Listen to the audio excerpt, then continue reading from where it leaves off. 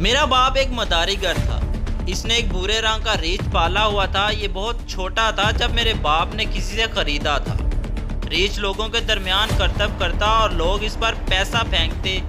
یہی میرے باپ کی روزی کا ذریعہ تھا۔ میں اپنے خاندان میں سب سے جدا تھی۔ میرے 2 بھائی اور ایک بہن تھی۔ میری شکل کسی سے نہیں ملتی تھی۔ میری سہیلیاں اکثر مجھ سے کہتی تھی تم کسی مداری کی بیٹی نہیں لگتی، تم تو ایک شہزادی لگتی ہو۔ میری سفید رنگت اور نیلی آنکھوں سے بہت متاثر تھی۔ گاؤں کے سب لڑکے مجھ پر فدا تھے، مگر میں کسی کو گھاس نہیں ڈالتی۔ اچھے گھروں سے میرے لیے رشتے آتے تھے، مگر جب مجھے پتہ چلتا کہ فلاں لڑکے نے اپنے گھر والوں کو میرے لیے بھیجا ہے تو میں فوراً انکار کر دیتی، کیونکہ جو لڑکا سارا دن گلی میں مجھے گھورنے کے لیے کھڑا رہے تو میں اس سے شادی کیسے کر سکتی ہوں؟ مجھے تو اپنے معیار کا لڑکا چاہیے تھا، اپنی برابری کا، جو ایک شہزادہ لگتا ہو۔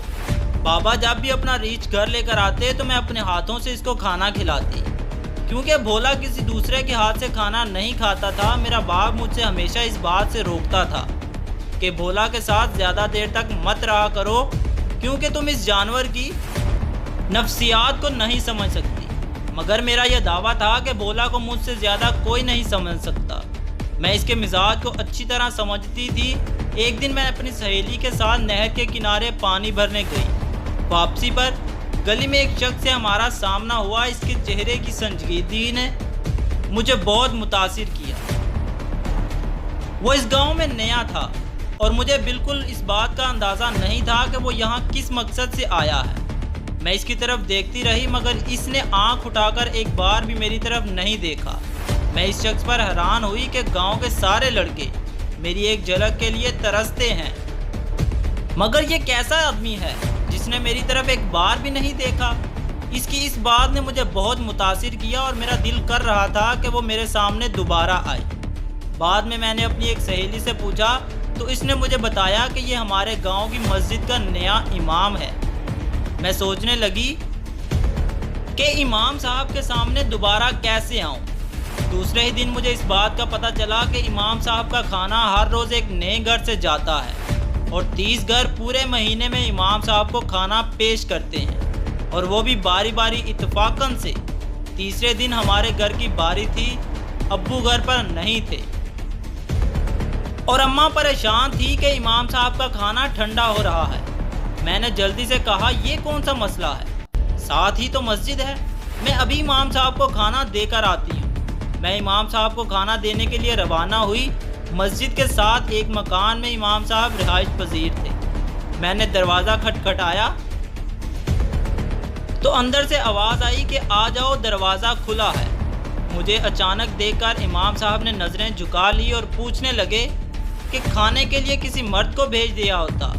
میں نے کہا کہ ابو گھر پر نہیں تھے، اس لیے مجھے آنا پڑا۔ امام صاحب مجھ سے کھانا لے کر کچن کی طرف چل دیے تو میں بھی ان کے پیچھے پیچھے چلی گئی۔ امام صاحب مجھے کچن میں دیکھ کر غصہ ہوئے اور کہا کہ تم ادھر کیوں آئی ہو؟ گھر میں اور کوئی موجود نہیں ہے اور تم میرے لیے ایک نامحرم ہو، کسی نے دیکھ لیا تو کیا سوچے گا؟ میں نے ادھر ہی اپنے دل کی بات کہہ ڈالی کہ امام صاحب میں آپ کو پسند کرتی ہوں اور آپ سے شادی کرنا چاہتی۔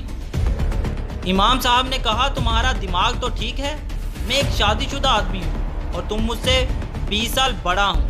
یہ برتن لو اور یہاں سے چلی جاؤ اور آئندہ کسی مرد کو کھانا دینے کے لیے بھیجنا۔ میں یہ بات سن کر غصے سے پاگل ہو گئی، کیونکہ زندگی میں پہلی بار کسی نے مجھ سے اس لہجے میں بات کی تھی۔ میں نے اپنی بے عزتی محسوس کی اور میرے دل میں بدلے کی آگ جل رہی تھی۔ میری محبت اب انتقام میں بدل چکی تھی۔ میں امام صاحب کو ذلیل کرنے کے منصوبے بنانے لگی۔ اچانک میرے دماغ میں ایک ترکیب آئی۔ میں امام صاحب کی رہائش گاہ کی طرف چل پڑی۔ دروازہ کھٹکھٹایا تو امام صاحب باہر نکل آئے۔ جلدی سے کمرے میں گھس گئی۔ کمرے میں داخل ہوتے ہی زور زور سے چلانے لگی۔ میں نے اپنے کپڑے پھاڑ دیے اور بچاؤ بچاؤ کی صدائیں لگانے لگی، اور واپس جاتے ہوئے امام صاحب کے کپڑوں کو بھی سامنے سے زور سے کھینچا اور وہ بھی پھٹ گئے۔